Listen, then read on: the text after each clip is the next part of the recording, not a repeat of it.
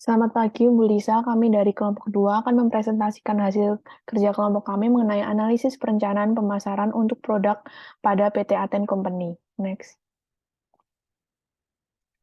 Berikut merupakan anggota kelompok kami yang terdiri dari Brian dengan nomor NRP 029 dan Azara dengan NRP 049, saya sendiri Regita dengan NRP 053 dan Anindya dengan NRP 073.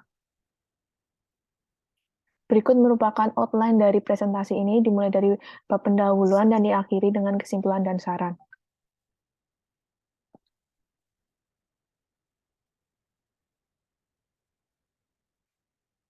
Untuk yang pertama ada bab 1,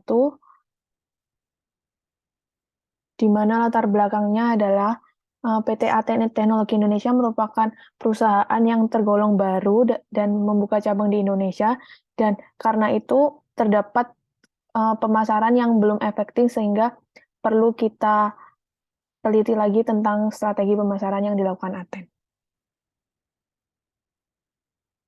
Berikut merupakan rumusan masalahnya, yaitu bagaimana strategic marketing planning dari Aten, 2, bagaimana hubungan Aten dengan stakeholder internal dan eksternal, ketiga, bagaimana konsep bisnis dan CSR Aten dengan berlandaskan triple bottom line. Next. Selanjutnya yaitu adalah bab 2.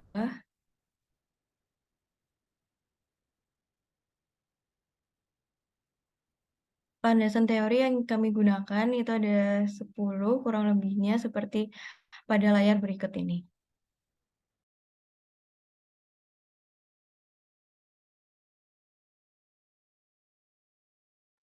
Kemudian kita masuk ke bab 3 atau metode penelitian. Next. Nah, untuk yang pertama ini ada beberapa jenis dari produk Aten. Bisa di next.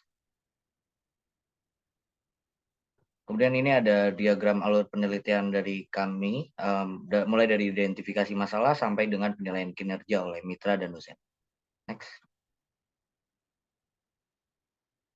Nah, untuk metode dan desain penelitian yang digunakan sendiri, kami menggunakan metode kualitatif dengan tujuan untuk memberikan gambaran secara menyeluruh mengenai pemasaran yang telah dilakukan oleh Aten Teknologi Indonesia. Dan untuk teknik pengumpulan datanya ini online via Zoom dan juga melalui in-depth interview atau wawancara dan juga analisis dokumen. Dan juga teknik pengolahan datanya itu sebagai berikut. Next. Kemudian masuk ke bab 4 dengan analisis dan diskusi. Next. Nah, untuk company profile itu Aten sendiri ini sebenarnya sudah berdiri sejak tahun 1979 yang berpusat di Taiwan dan mendirikan anak perusahaan di Aten yang baru berdiri pada tahun 2022 dengan nama Aten Teknologi Indonesia dengan visi dan misinya sebagai berikut. Next. Selanjutnya ada analisis STP, di mana Aten ini dan kompetitornya ada pada kuadran 1, namun Aten lebih memiliki variasi produk dan jangkauan yang lebih luas daripada kompetitornya. Next. Selanjutnya untuk 4P marketing mix-nya, di sini untuk produknya Aten mempunyai 4 produk dengan pricing sesuai dengan kebutuhan dan kesepakatan dengan customer itu sendiri. Untuk place-nya sendiri di sini headquarter dari Aten International berlokasi di Taiwan dan memiliki beberapa kantor cabang di dunia. Untuk saluran pemasarannya di sini masih tradisional dan ditambah dengan website dan juga LinkedIn. Boleh di next. Selanjutnya yaitu market analysis. Dengan market needs-nya itu adalah kenyamanan dan efisiensi yang diperlukan oleh konsumen. Dengan market growth-nya yaitu diperkirakan akan tumbuh sebesar 5% berdasarkan CAGR. Dengan market kompetitornya, Ten memiliki variasi produk AVM yang lebih unggul dibandingkan Schneider.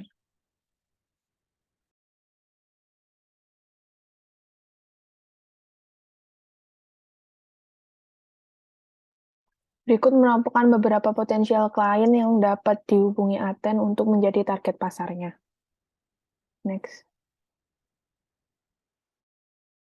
Kemudian ini ada salah satu kultur atau budaya yang dianut oleh Aten Teknologi Indonesia, yaitu adalah agile culture, di mana agile culture ini merupakan sebuah konsep budaya yang diterapkan dalam organisasi dengan pendekatan agile dalam pengembangan produk atau layanan, karena agile ini bersifat fleksibel, adaptif, dan responsif. Nah, agile ini sangat cocok dengan Aten karena Aten sendiri merupakan perusahaan dengan teknologi canggih atau teknologi yang tinggi, makanya diperlukan sifat-sifat yang fleksibel dan juga adaptif untuk mengikuti perkembangan zaman. Dan kelebihan kekurangannya pun sebagai berikut. Next.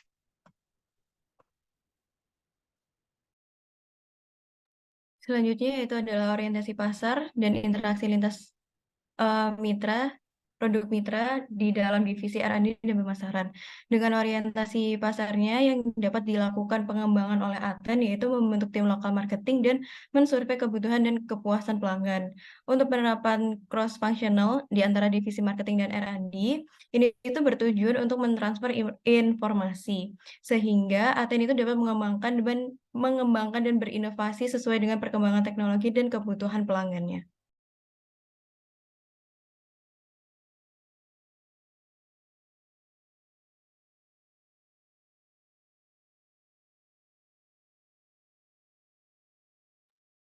Kemudian untuk kemitraan yang dilakukan oleh Pak Aten Indonesia ini bermitra dengan PT Gigantika Pratama Prima dengan tujuan untuk menjadi distributor resmi dari produk-produk Aten sendiri.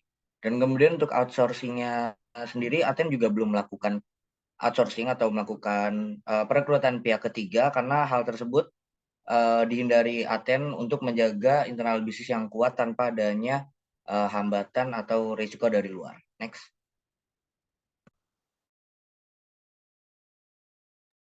Untuk teknik market research-nya sendiri di sini ada survei juga, survei lapangan juga, focus group discussion, industry reports, competitor analysis, internal data analysis, dan juga online research. Next.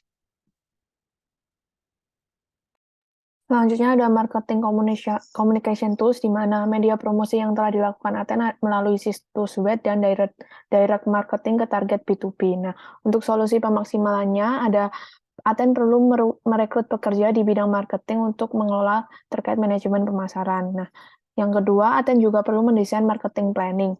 Yang ketiga, Aten dapat mengadopsi strategi pemasaran omnichannel. Nah, untuk rekomendasi selanjutnya, dapat mengadopsi metode integrated marketing communication dan langkah-langkahnya sebagai berikut. Next. Selanjutnya adalah strategic consideration in marketing communication. Untuk membangun brand awareness, di sini Aten menggunakan sosial media, website, dan juga melalui distributor tunggalnya, yaitu PT Gigantika Pratama Prima. Lalu untuk strategi new product pre-announcement, di sini dirasa kurang cocok digunakan karena produk dari Aten sendiri itu bukan barang primer yang digunakan oleh orang umum. Boleh di next. Kemudian untuk konsep bisnis yang berlandaskan triple bottom line, ini Aten telah memperhatikan dalam menjalankan bisnisnya dengan menggunakan triple bottom line seperti pada layar. Next.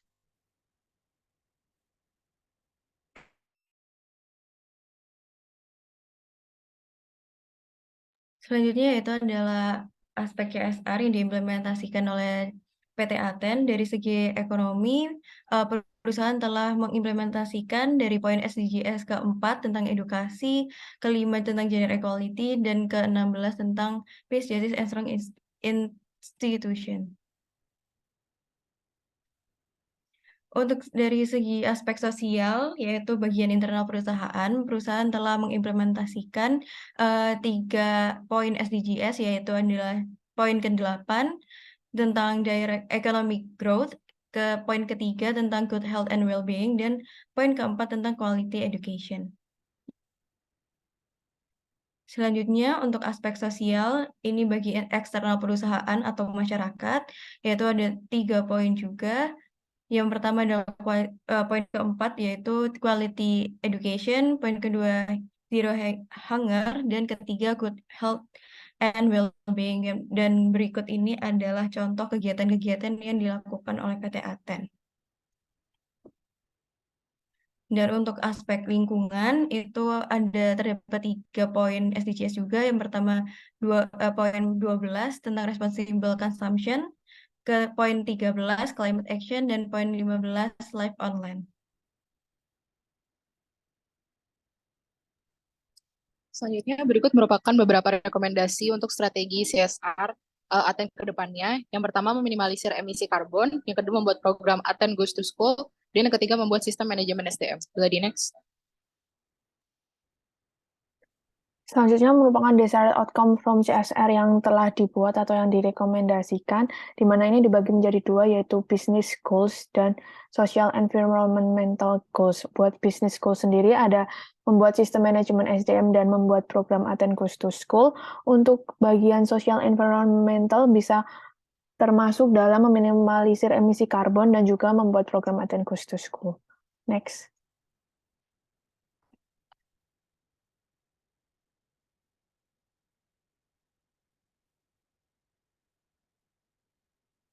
Selanjutnya, berikut merupakan value proposition canvas dari Aten sendiri, di mana bagian sebelah kanan merupakan perwakilan dari customer profile dan sebelah kiri merupakan value dari perusahaan.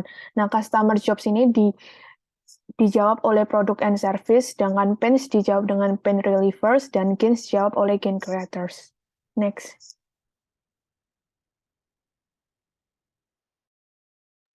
Selanjutnya untuk bab 5 yaitu kesimpulan dan saran. Boleh di next.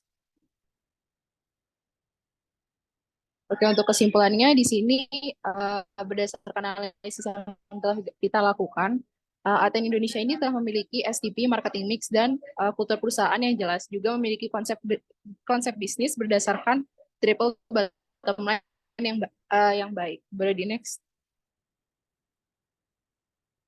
Untuk sarannya sendiri di sini ada dari 4 aspek. Yang pertama orientasi pasar, yang kedua alat komunikasi pemasaran, yang ketiga brand awareness, dan yang keempat strategi CSR.